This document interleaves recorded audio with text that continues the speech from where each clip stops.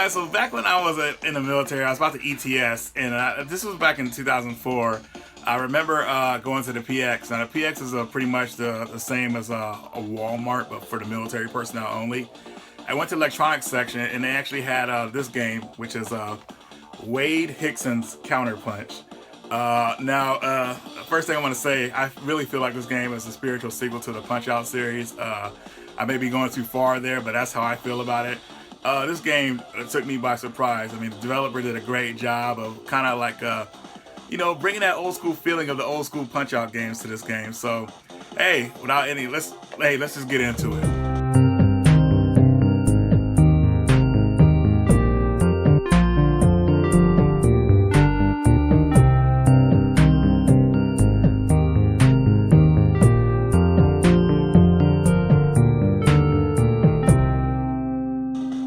So the game was made by a company called Destination Games. They're known for a Game Boy Advance game called Wing Commander Prophecy, which was really well received.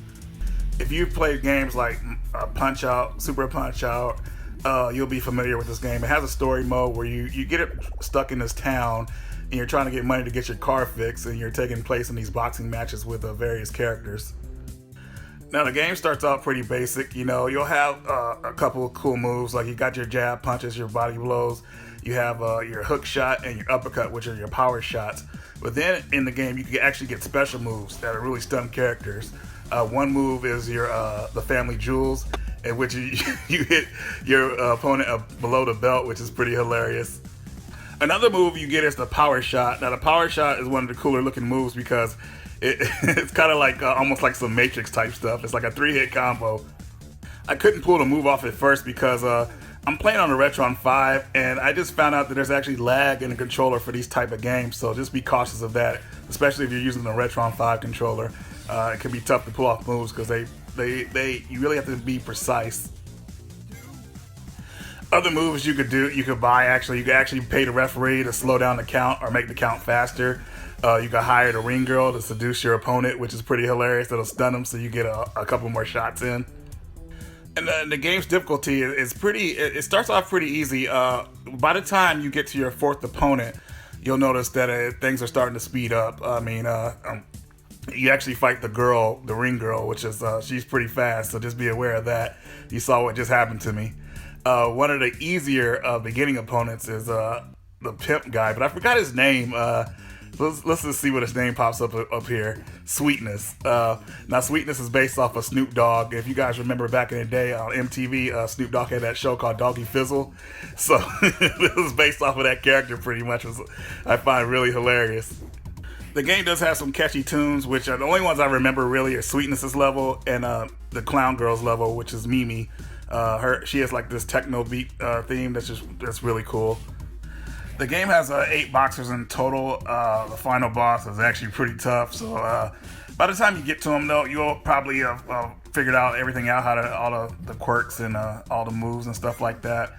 The special moves really help out. So just remember that, utilizing the special moves will really put people down really fast. You can always come back and refight all the boxers you faced already again. There's no limit on how many times you can face these guys.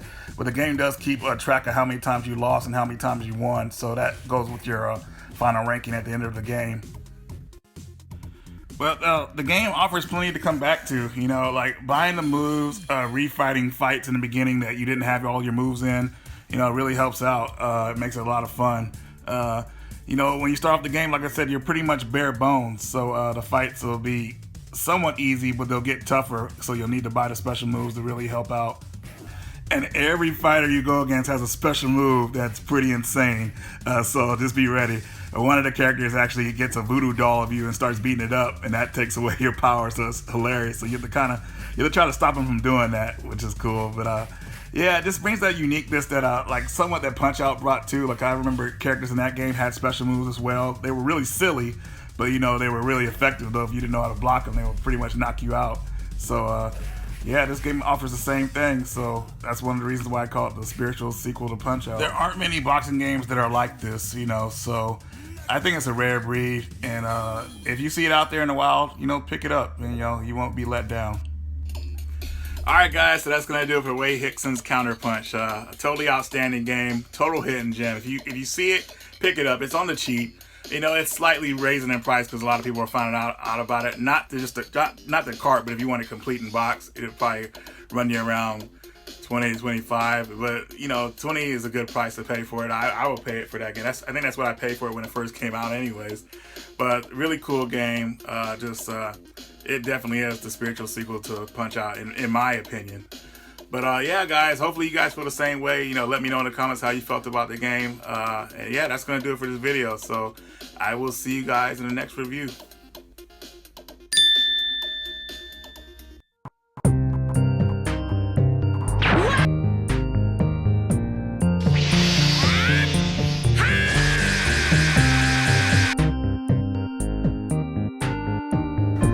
This Saturday, bowling for burgers.